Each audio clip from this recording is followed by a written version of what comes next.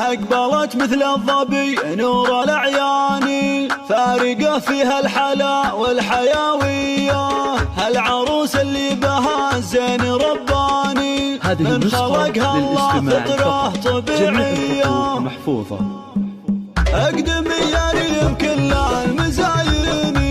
مرحبا بك يا هلا بالسنافية، طبي المدنية تاج الإحساني، يا العروس النادرة والمهاوية، بالمحاسن والوقار عالم ثاني، نورها مثل القمر يشرق بضية، سارها الكاملة دون نقصاني، وفارقوا فيها المزايا خرافية، وفارقوا فيها المزايا خرافية، ساره سار مثل حور الأعيان، بالحلا وزين خاص له راثية،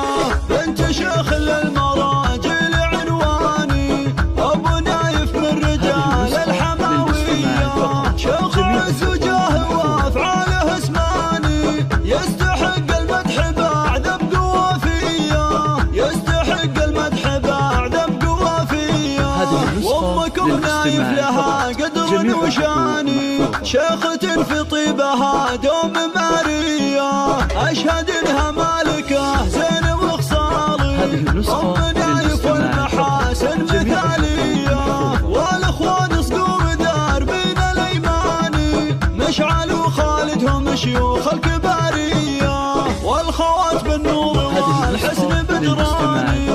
الهنوف وريم أوصاف حورية، يا عسى مبروك يا نجم مزداني، جعلها فرحة عمر يا السنافية، جعلها فرحة عمر يا السنافية، أقدم يا ريم كل المزايين، مرحبا بك يا هلا بالسنافية، طبي المدنية تاج الإحساني، يا العروس النادرة والمهاوية، بالمحاسن والوقار عالم ثاني، نورها مثل القمر يشرق بضية، سارها الكاملة دون نقصاني، وفارقوا فيها المزايا خرافية، وفارقوا فيها المزايا خرافية، ساره سار مثل حور الأعيان،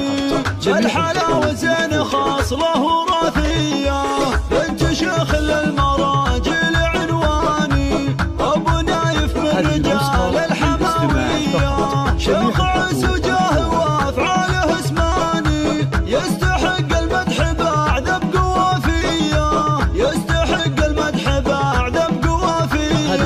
وأمكم نايف لها قدر وشاني، شيخة في طيبها دوم مارية، أشهد إنها مالكة زين وخصالي، أم نايف والمحاسن مثالية،